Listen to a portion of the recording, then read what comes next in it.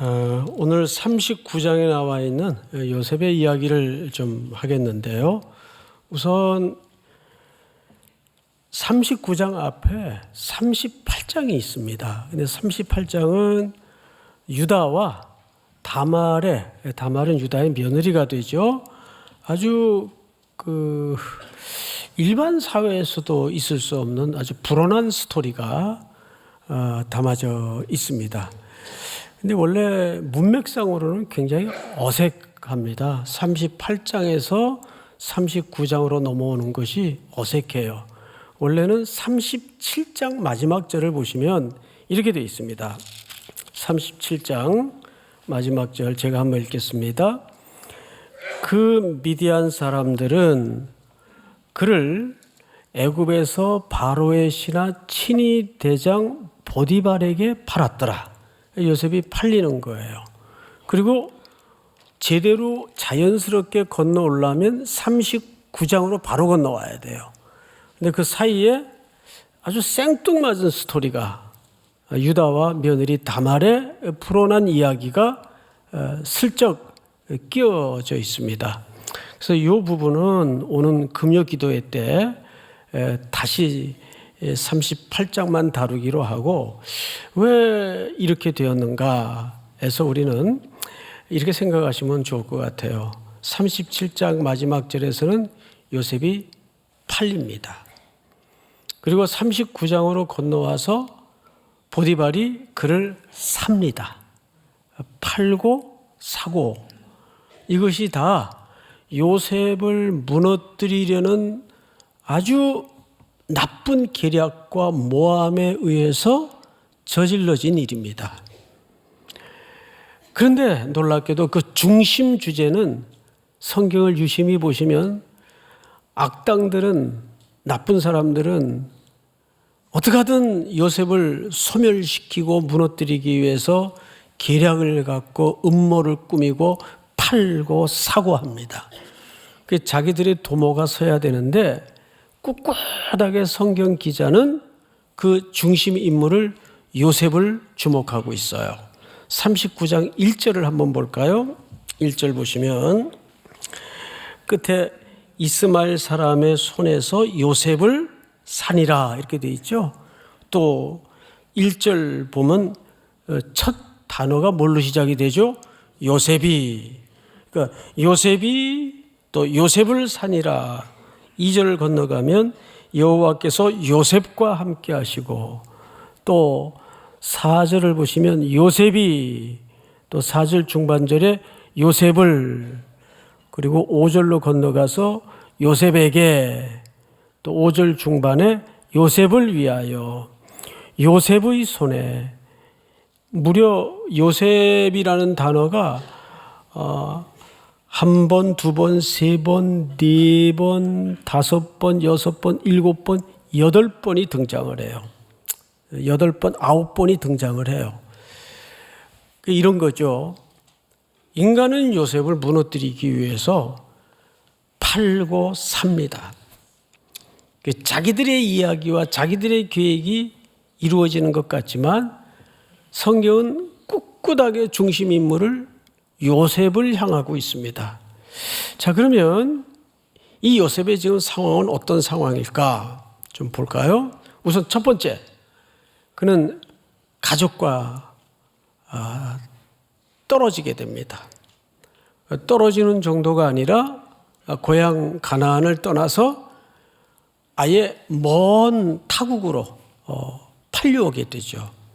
그러니까 서로 생사조차 알지 못하는 관계로 떨어져 버리고 맙니다. 두 번째는 그는 지금 미래가 불확실한 정도가 아니라 막막해요. 자기 운명이 앞으로 어떻게 될지 잘 몰라요. 또 세 번째는 요셉은 지금 철저하게 고립무원에 홀로입니다. 이건 고독한 정도가 아니에요. 아무도 요셉을 편들 사람도 없고 도와줄 사람이 없어요. 게다가 그는 지금 우상의 땅 애굽의 역사의 용광로에 던져져 있습니다. 이것이 지금 요셉이 던져진 운명이에요. 그런데 성경은 놀랍게도 뭐라고 설명을 하는가 하면 하나님이 요셉과 함께 하심으로 그가 형통한 자가 됐대요. 말이 돼요? 우리는 여기서 한 가지 중요하게 인생에 대한 시각을 가져야 될 게 뭐냐 하면 우리가 실질적으로 마주치는 시간표와 우리의 인생을 통해서 하나님이 경영하시는 시간표 사이에는 간격이 있어요. 그러니까 여기서 말하는 하나님이 함께 하셨다, 그래서 그가 형통한 자가 되었다라는 말은 주어가 여기 형통이라는 찰나흐라는 말은 예레미야 12장 1절에도 보면 한번 볼까요? 12장 1절. 이건 제가 부탁을 안 드렸네요. 머릿속에 저만 생각하고 부탁을 했겠지 하고 이렇게 올라올 때가 많습니다. 거기에도 악인이 형통하다는 말이 나와요. 그때도 찰나흐라는 단어를 써요. 근데 문제는 주어가 누구냐, 그게 중요합니다. 주어가 누구냐. 하나님이 형통케 하시는 것인가? 자기의 힘으로 자기의 스토리를 만들어내서 형통을 도모하는 것인가? 이 차이입니다. 그런데 요셉의 형통은 요셉이 의도하는 형통이 아니에요. 철저히 그 주어가 하나님이 주어예요. 그래서 지금 요셉의 입장에서는 자기에게 직면하고 있는 이 일들이 의도한 일도 아니고 해석도 잘 안 되고 이해도 안 되고 설득이 안 돼요.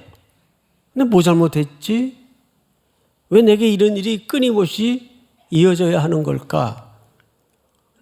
아마 똑같은 젊은이들의 생각처럼 혼란스러웠을 거예요. 막막했을 거예요. 근데 상관없이 그가 어떤 위치에 던져져 있던 어떤 상황을 맞닥뜨렸던 상관없이 하나님은 그와 함께 하심으로 그가 지금 형통한 자가 되고 있대요. 그게 우리는 아직 뭔지를 잘 몰라요. 그래서 성경을 좀 꼼꼼히 보시면 이렇게 되어 있습니다. 1절. 요셉이 이끌려 그랬어요. 자, 앞을 잠깐 보십시다. 요셉이 어떻게 해요? 이끌려. 우리는 우리가 결정해서 우리가 선택해서 가는 길도 있고 또 반대로 억지로 떠밀려서 원하지 않는데 걸어가는 길도 있어요. 그런데 그것이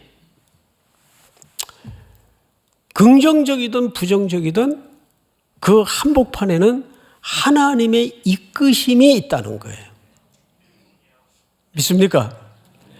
제가 요즘 이제 선교 현장을 우리 성도님들과 함께 다니면서 소스라치게 놀라는 게 뭐냐면 늘 그냥 강단에 서서 또는 강의실에서 학생들에게 성도들에게 설교도 하고 성경을 가르쳐요.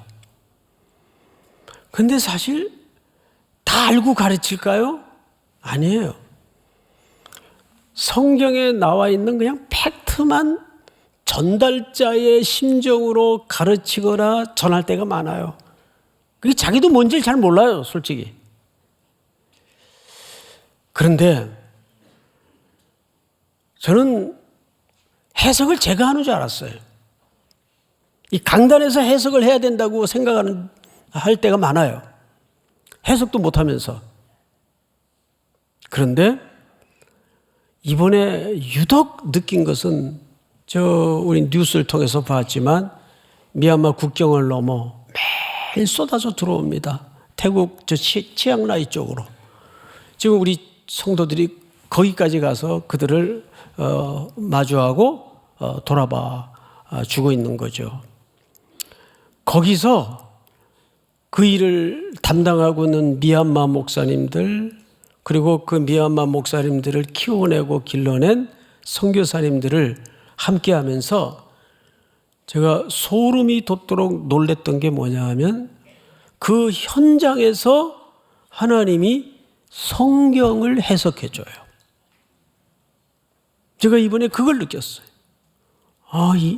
이 성경 해석이라는 게 목사가 뭐 사전 찾아보고 성경 묵상하고 해서도 피상적인 해석은 되겠지만 하나님이 일하시고 경영하시는 것을 그 현장에서 보여주시더라고요.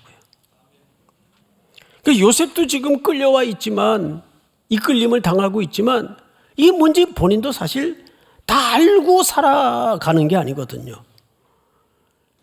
결국 우리는 이끌림을 받는 거예요. 거기 국경 지역에 가면 메사이 교회라는 교회가 있고 또 그레이스 교회라는 교회가 있어요. 이 두 교회 다 미얀마 목사님이 오래전에 태국으로 건네와서 우리 한국 선교사님들을 만나고 복음을 듣게 되고 신학을 해서 그 교회를 개척한 거예요. 그레이스 교회와 이 메사이 교회. 이 두 양반이 절친한 친구입니다. 한 15분 거리에 떨어져 그렇게 두 교회를 개척을 한 겁니다. 저희가 지금 거기에 가서 그분들과 함께 사역을 하는데 이렇게 미얀마 사태가 내전이 발발하면서 오래될 줄이야 몰랐는데 도저히 견딜 수가 없으니까 로힝야 부족을 중심으로 막 건너오는 거예요. 그런데 지금 그 두 교회가 이들의 큰 바람막이와 보금자리가 되고 있어요. 하나님이 하시는 일을 그 당시 내전을 직면할 때마다 이런 하나님의 경영과 의도에 대해서 누가 해석을 하겠습니까? 그런데 그 현장을 밟으면서 내가 전했던 복음이, 내가 들었던 복음이 무슨 의미인지를 하나님이 해석을 해 주시더라고요. 깜짝 놀랐어요. 그러니까 인생이라는 것은 자기가 주도해서 결정하는 것 같고 걸어가는 것 같지만 결국은 이끌림을 받는다는 사실을 놓쳐서는 안 됩니다. 믿습니까? 그래서 늘 제가 입버릇처럼 설명드렸던 표현 중에 인생은 수동태다. 능동태가 아니다. 이끌림을 받는 거예요. 자, 성경을 다시 보시면 이끌려 애굽에 내려가매 바로의 신하 친위대장 애굽 사람 보디발이 그를 그리로 데려간 이스마엘 사람의 손에서 요셉을 산이라. 전부 피동태로 돼 있어요. 그렇죠? 그런데 2절 한번 같이 읽어볼까요? 시작. 여호와께서 요셉과 함께 하심으로 그가 형통한 자가 되어 그의 주인 애굽 사람의 집에 있으니. 네. 여러분이 요셉의 부모의 입장에서 한번 생각을 해보시라고요. 이게 형통스러워 보입니까? 막 아들이 행방불명 됐어. 어디가 있는지도 몰라요? 근데 그 아들은 정작 지금 먼 나라에 종으로 팔려가 있어요. 그 부모의 입장에서 보면 이게 하나님이 함께 하시는 것이고 이게 형통스러워 보일까요? 이건 누구의 시선에서 성경 기자는 쓰고 있는 겁니까? 하나님의 시선에서. 인간의 시각에서는 말이 안 되는 얘기 아니에요. 자, 그런데 여기 참 눈물겨운 그 묵상의 한 덩어리가 있습니다. 3절을 제가 읽겠습니다. 그의 주인이 보디발이겠죠. 여호와께서 그와 함께 하심을 보며, 자, 그의 주인이 봤어요. 뭘 봤죠? 이 친구에게 이 친구가 섬기는 신이 틀림없이 지금 함께하고 있구나. 이걸 느끼는 거예요. 이걸 보는 거예요. 보며 또 여호와께서 그의 범사에 형통하게 하심을 보았더라. 보며 보았어요. 그리고 4절을 주목해 보세요. 요셉이 그의 주인에게 은혜를 입어 섬김에 그가 요셉을 가정총무로 삼았습니다. 승진이에요. 어쨌든 그 참 처참한 입장과 환경 속에서도 직급이 올라간 겁니다. 그냥 일반 노예가 아니라 가정 총무가 됐어요. 여러분, 저는 이 장면이 참 가슴 뭉클한 겁니다. 웬만한 청년 같으면 충분히 그랬을 개연성이 높아요. 저도 이제 고등학교 중퇴를 2번씩 해보고 그런 시간을 보내봤기 때문에 이렇게 청소년 시기에 홀로 떨어져 있는다는 것이 얼마나 주변에 많은 유혹거리가 있는지를 알아요. 무너질 수 있는 환경이 얼마나 적합한지도 알아요. 그런데 웬만한 청년들 같으면 매일 늘 처음처럼 뭐 이래가면서 그냥 재수 없는 놈 그렇지 뭐. 내가 여기서 뭐 들고 뛰어봐야 결국은 노예인데 뭐 될 대로 되라. 아마 그런 세월을 얼마든지 보냈을 가능성이 많아요. 그런데 왜 눈물 겹도록 가슴 뭉클한 묵상이 여기서 걸러지냐 하면 여기서 요셉이 무너지지 않았어요. 우리는 이걸 뭐라 그러죠? 이걸 일상의 기적이라고 말합니다. 먼 자가 눈 뜨는 것도 기적이고 안전뱅이가 일어나는 것도 기적이지만 이게 더 지독한 기적이에요. 그 던져진 처절한 불온한 자리에서 요셉은 무너지지 않았다는 거예요. 성실했어요. 결국 물론 근본적으로는 틀림없이 하나님이 함께 하셨고 하나님의 은혜를 입혔기 때문에 그랬겠지만 거기에 은혜에 따른 그 요셉의 성실과 순종이 없었다면 사람에게 존귀함을 입는 게 가능했을까요? 불가능합니다. 여기서 요셉의 인내와 성실을 강조하는 것보다는 그것마저도 누구 손에 붙들려 있었기 때문일까요? 하나님의 은혜의 손길에 붙잡혀 있었기 때문이에요. 그게 복이라는 거죠. 요셉은 무너지지 않은 거예요. 사실 집에서 가사 일을 하시는 우리 가정주부들 보시면 저 똑같이 반복되는 일을 돌아서면 밥해야 되고 또 무슨 반찬 해야 되나 메뉴 짜야 되고 이걸 40년 50년 평생 한다고 한번 생각을 해보세요. 그게 보통 역사겠습니까? 근데 주는 밥 앉아서 먹는 남자들 밖에 나가서 고생하지만 그 보이지 않는 수고를 잘 모르죠. 뭐 저서부터 잘 몰라요 사실. 근데 중요한 게 그 일상이라는 기적 속에서 요셉은 성실을 잃지 않았다는 거예요. 이 성실의 성품은 하나님의 성품이에요. 하나님이 성실하십니다. 여호와의 자비와 긍휼이 무궁하심으로 우리가 진멸되지 아니함이니이다. 이것이 아침마다 새로우니 주의 성실이 크시도소이다. 기억나시죠? 하나님이 성실하세요.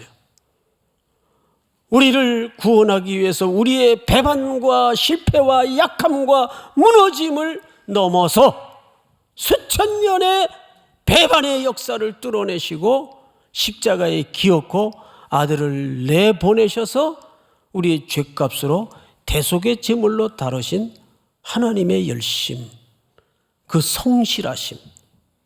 그 하나님의 성실하심은 기초가 뭔지 아십니까? 여호와의 자비와 긍휼이 무궁하심으로 하나님의 사랑에 있어요. 그러니까 요셉이 여기서 성실한 것은 먼저 그 사랑에 붙잡혀 있기 때문입니다. 그가 원든 원치 않든 그건 중요하지 않아요. 그런데 뜻밖에도 하나님의 경영은 어디서 발견이 되냐 하면 피하고 싶은 일에 감춰져 있어요. 늘. 정말 그래요. 이 일을 왜 내가 꼭 해야 됩니까 하나님? 정말 이 일 하기 싫어요. 그런데 하나님의 비밀은 꼭 얄궂게도 피하고 싶은 일, 원치 않는 일 속에 감춰져 있다는 겁니다. 아니 뭐 애굽의 요셉이 이랬겠어요. 제가 선교사로 가겠습니다. 저를 보내주십시오. 뭐 이래서 왔어요? 팔려왔고 끌려왔어요. 가장 원치 않는 방법으로 이 나라에 온 겁니다. 자, 그런데 여러분 5절을 잘 보세요. 5절 다 같이 한번 읽겠습니다. 시작. 그가 요셉에게 자기의 집과 그의 모든 소유물을 주관하게 한 때부터 여호와께서 요셉을 위하여 그 애굽 사람의 집에 복을 내리심으로 여호와의 복이 그의 집과 밭에 있는 모든 소유에 미친지라. 창세기 12장을 한번 띄워주십시오. 여호와께서 아브라함에게 이르시되 너는 너의 고향과 친척과 아버지의 집을 떠나. 그런데 이 떠난 길이 자의적으로 떠나게 하질 않았더라고요. 팔리게 만들고 인간의 음모와 계략이 그 속에 끼어져 있었어요. 그리고 결국은 팔려서 애굽 땅으로 오게 만듭니다. 그러니까 고향과 친척과 아버지의 집을 떠나 내가 네게 보여줄 땅으로 가라. 여러분, 요셉이 언제 선교사 가겠다고 나서기를 했어요? 헌신을 했어요. 끌려온 거예요. 이 끌림을 받은 겁니다. 자, 이유는 2절. 내가 너로 큰 민족을 이루고 네게 복을 주어 네 이름을 창대하게 하리니 너는 복이 될지라. 3절을 한번 볼까요? 같이 읽습니다. 시작. 너를 축복하는 자에게는 내가 복을 내리고 너를 저주하는 자에게는 내가 저주하리니 땅의 모든 족속이 너로 말미암아 복을 얻을 것이라 하신지라. 그대로 오늘 5절을 다시 보세요. 제가 읽겠습니다. 그가 요셉에게 자기의 집과 그의 모든 소유물을 주관하게 한 때부터 여호와께서 요셉을 위하여 그 애굽 사람의 집에 복을 내리심으로 여호와의 복이 그의 집과 밭에 있는 모든 소유에 미친지라. 할렐루야. 이게 하나님의 미셔널적 관점이에요.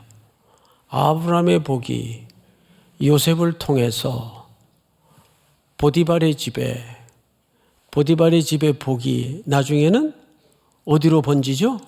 전 애굽의 기근을 회복해 하고 먹여 살리는데 쓰여집니다. 그런데 이 과정이 누가 먼저 마음에 불붙는 열심을 내고 주도적으로 이루어지는 일이 아니에요. 믿습니까, 여러분? 그냥 원치 않는 일, 원치 않는 시간, 끔찍한 인생의 시간들을 마주치게 만들면서 하나님의 경영을 슬슬슬 보여주시고 드러내십니다. 자, 게다가 6절을 보세요. 6절. 주인이 그의 모든 소유를 다 요셉의 손에 위탁하고 자기가 먹는 음식 외에는, 여기서 자기가 먹는 음식이라는 말은 은유적인 표현입니다. 아내를 얘기하는 겁니다. 보디발의 아내. 아내 외에는 간섭하지 아니하였더라. 이게 조금 외설스러운 표현이 될 수가 있는데, 여러분 이런 신뢰가 성경에는 사실 많습니다. 출애굽기 2장을 한번 띄워볼까요? 보시면 모세 이야기가 등장을 하는데, 아버지가 딸들에게 이르되 그 사람이 어디에 있느냐? 너희가 어찌하여 그 사람을 버려두고 왔느냐? 그를 청하여 뭐를 대접하라? 그러고 나서 모세가 그와 동거하기를 기뻐하매. 그러니까 고대 시대에는 이 음식의 문화적 설명을 통해서 이런 관계적 설명을 감추어 얘기합니다. 오늘도 6절을 다시 눈을 돌려보면 똑같습니다. 주인이 그의 소유를 다 요셉의 손에 위탁하고 자기가 먹는 음식 외에는 갑자기 음식 얘기가 왜 나올까? 이제 읽는 독자 입장에서는 좀 생경스럽겠지만 이런 의미가 담아져 있어요. 그리고 보세요. 음식 외에는 간섭하지 아니하였더라. 요셉은 용모가 빼어나고 아름다웠더라. 말하자면 요셉의 용모가 빼어나고 아름다웠기 때문에 늘 시한폭탄을 안고 이 가정은 존재하고 있었습니다. 그래서 이 보디발의 존재에 대해서 많은 고대 학자들이 이 원래 보디베라라는 말 속에는 왕에게 속한 자, 또 다른 말로는 레, 이 레가 신이란 뜻이거든요. 이 신에 속한 자라는 뜻입니다. 누가? 보디발이, 보디베라. 그러니까 이 말은 무슨 뜻인가 하면 학자들 가운데는 해석하기를 그래서 보디발은 황관 중에 한 명이었을 가능성이 많다.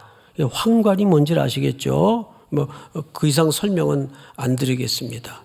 왕에게 속한 자, 신에게 속한 남자 중에는 이제 그런 황관으로서 삶을 살다 보니까 혹 그 아내가 물리적인 욕망에 어떤 부족함을 느끼고 항상 이런 가정사의 시한폭탄 같은 문제를 내재한 경우들이 굉장히 당시에는 많았다 그래요.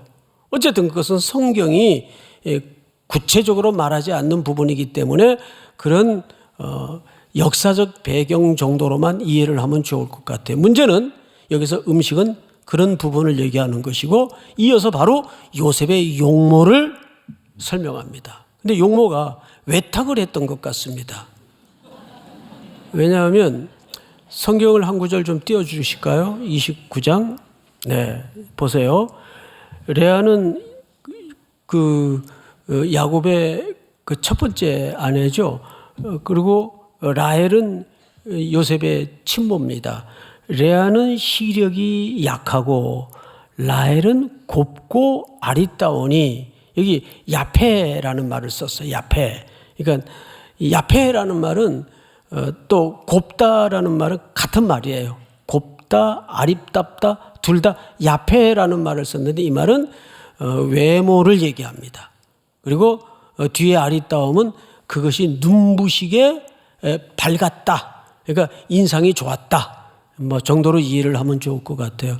근데 똑같은 얘기를 오늘 5절에 보니까 6절에 보니까 이렇게 해서 요셉은 용모가 빼어나고 아름다웠더라. 이렇게 돼 있어요.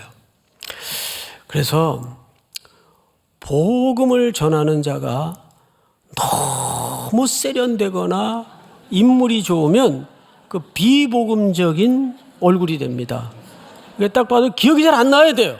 목사는 평범하게 생겨가지고 기억이 잘 안 나야 돼요. 얼굴이. 오직 복음만 남으면 되는데 중요한 것은 이렇게 빼어난 물리적인 자랑거리가 그에게 또 혹독한 시련이 될 줄이야 누가 알았겠습니까? 이 여인은 매일 요청을 합니다. 그러니까 이 시험은 매일 들이밀어진 시험이었습니다. 얼마나 가장 피가 뜨거운 나이였을 텐데 그 유혹이 얼마나 무서웠겠어요.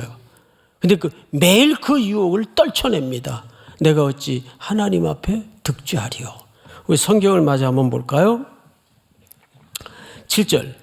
그 후에 그의 주인의 아내가 요셉에게 눈짓하다가 동침하기를 청하니 요셉이 거절하며 자기 주인의 아내에게 이르되 내 주인이 집안의 모든 소유를 간섭하지 아니하고 다 내 손에 위탁하였으니 이 집에는 나보다 큰 이가 없으며 주인이 아무것도 내게 금하지 않았어도 금한 것은 당신뿐이니 여기 앞서 그 5절의 이야기가 무슨 의미인지 좀 풀어지죠.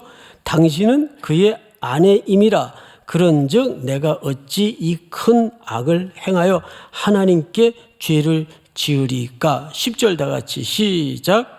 여인이 날마다 요셉에게 청하였으나 요셉이 듣지 아니하여 동침하지 아니할 뿐더러 함께 있지도 아니하니라. 네. 그러니까 이 정욕의 죄는요, 맞서서 이기는 죄가 아니고 피해서 이기는 죄입니다. 맞서서 이길 장사는 한 명도 없어요. 자기를 너무 과신하지 마세요. 의인은 없나니 하나도 없습니다. 이런 자리를 피하는 게 이기는 거예요. 믿습니까? 요즘 같은 세상에 이 이야기는 우리에게 시사하는 바가 굉장히 큽니다. 그런데 요셉은 여기에서 이걸 견뎌내요. 그러면 저 같아도 야, 요셉 너 참 대단하다. 이제 그 정도면 됐다. 고향 앞으로. 이랬어야 되는데 어디로 들어갔죠? 감옥으로 들어가요. 근데 감옥의 장면을 한번 보시면 이렇게 되어 있습니다. 22절 볼까요? 간수장이 옥중 죄수를 다 누구의 손에 맡겨요? 죄수를 죄수의 손에 맡깁니다. 맡김으로 그 재반 사물을 요셉이 처리하고, 우리 23절 마지막으로 한번 같이 읽어볼까요? 시작. 간수장은 그의 손에 맡긴 것을 무엇이든지 살펴보지 아니하였으니 이는 여호와께서 요셉과 함께 하심이라. 여호와께서 그를 범사에 형통하게 하셨더라. 여기 또 형통이라는 말이 나옵니다. 근데 문제는 이게, 아니 사람이 사실 마지막까지 가서는 안 되는 장소가 여기인데 여기 집어넣어 놓고는 하나님이 함께 하심으로 그가 형통한 자가 됐대요. 뭐 이런 놈의 형통이 다 있어요? 자, 근데 여기서 누굴 만납니까?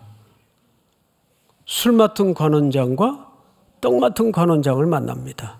그들이 어떤 역모에 휘말려 이 감옥에, 정치범 감옥이니까 들어오게 됩니다.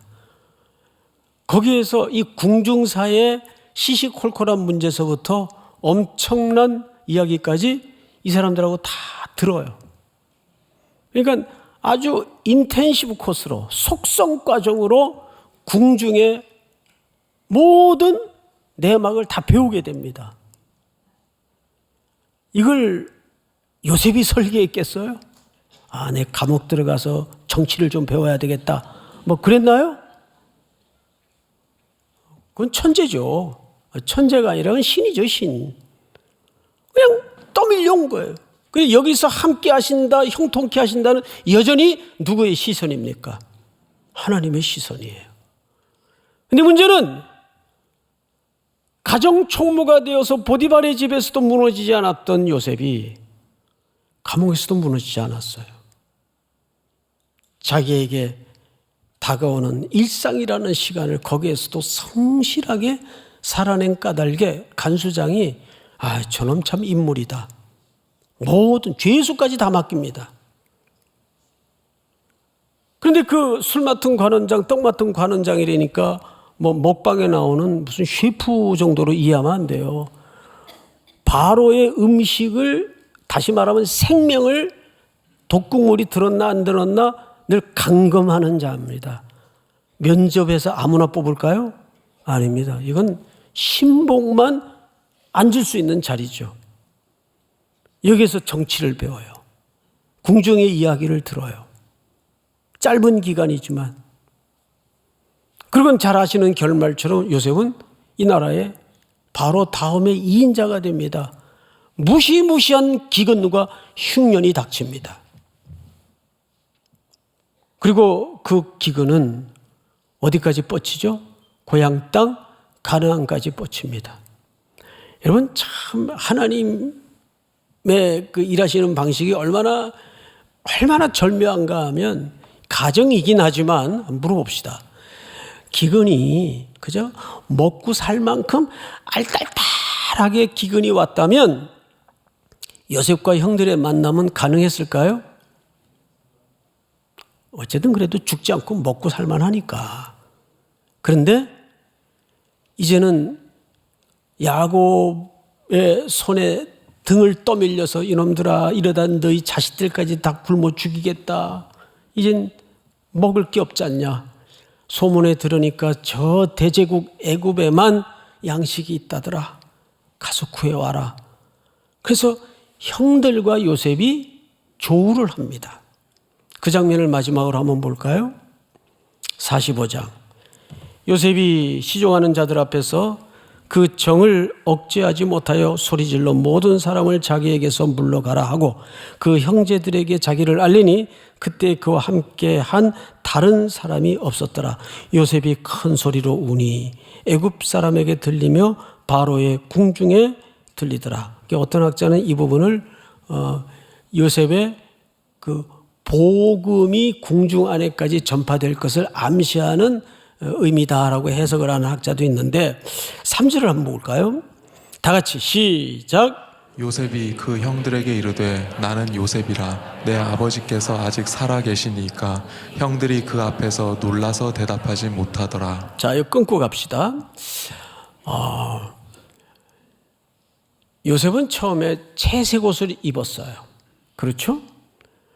근데 그 아버지가 총애했던 상징의 사랑의 옷, 채색 옷 때문에 형들한테 모함과 시기를 당하고 결국 형의 안부를 살피러 심부름 갔다가 형들한테 먼저 눈에 띄어서 붙잡힙니다. 그리고 제일 먼저 당한 고난이 뭐죠?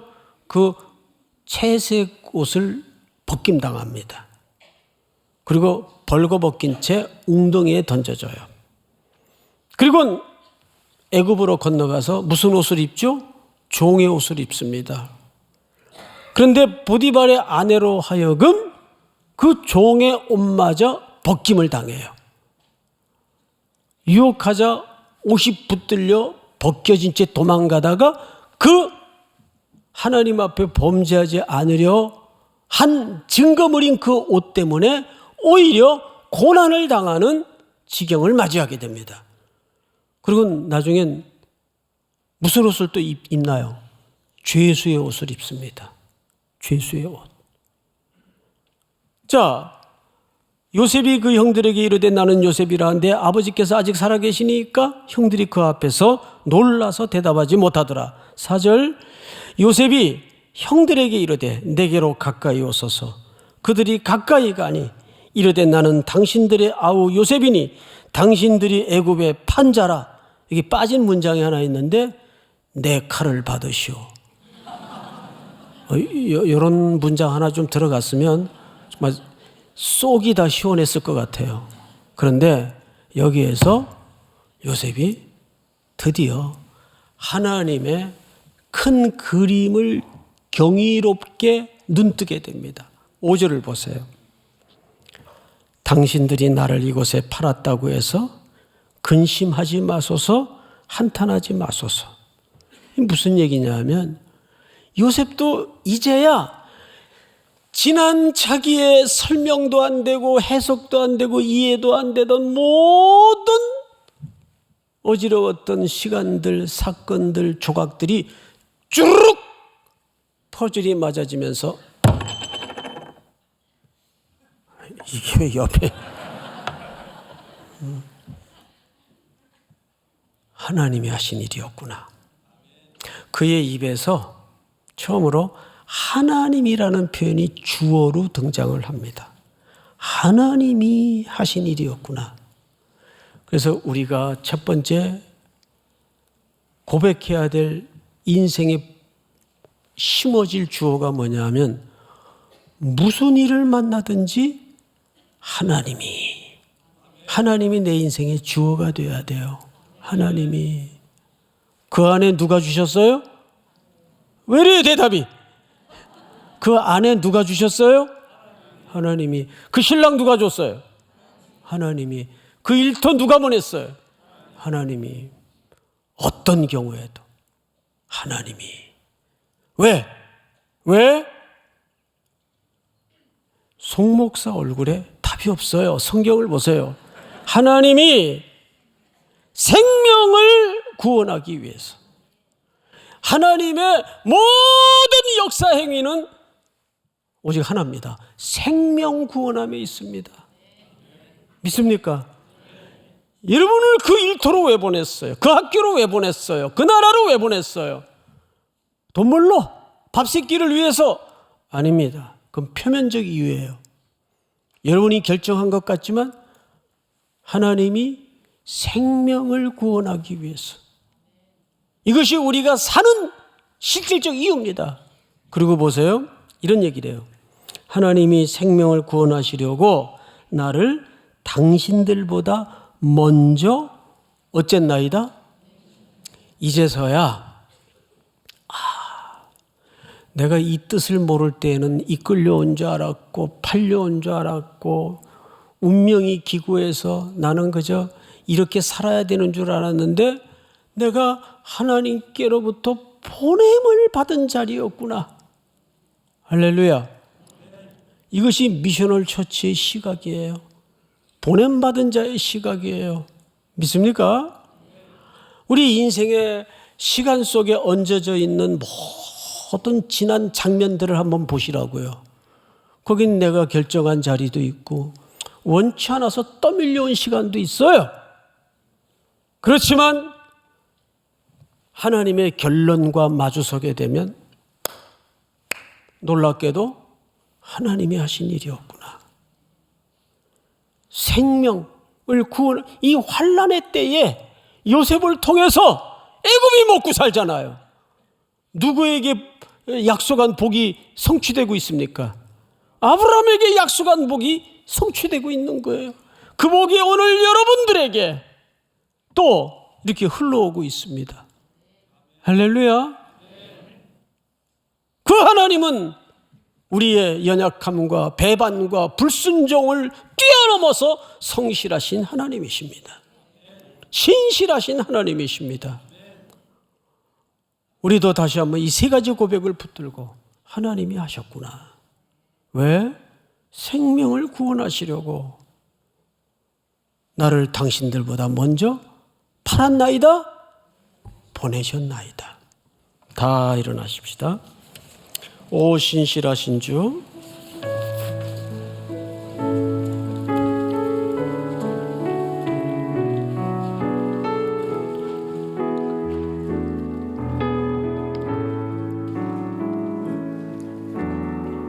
하나님 한 번도 나를 실망시킨 적 없으시고 언제나 공평과 은혜로 나를 지키셨네. 지나온 모든 세월들, 지나온 모든 세월들 돌아보아도